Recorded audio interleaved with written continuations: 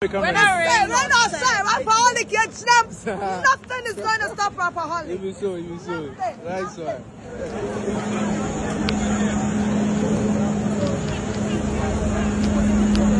Seven. Messi, high airport. Shatawale nyamayo. Nimpe begu ase. Wo de muntani nyina. Nimpe begu be sia Shatawale.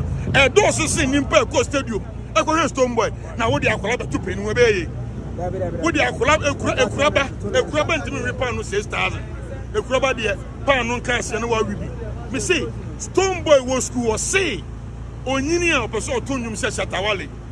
Na nda wanyina ba tonyum a wo se wo chan Shatawale. E be ye.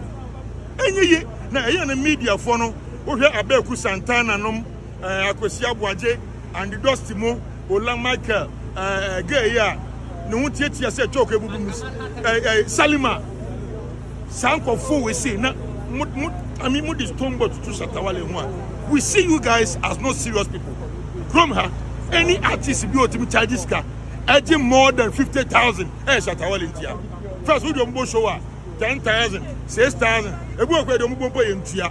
And the obetia ka say Ghana artist ba could be show no 4 billion, 5 billion. Ni nya Shatawale nya. Asia mama ti wa Rapaholic home farming. Mama ti wa mo kwa baba Rapaholic. Meje wo so.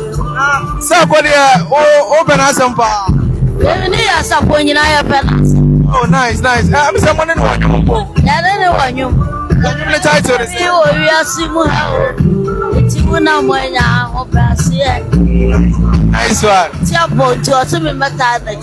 Right. And I didn't know expect to say this. And not the video said you ever see what Shatawale about me here on this. I got the immune. Nice. Shatawale is with you. Mitino, your member.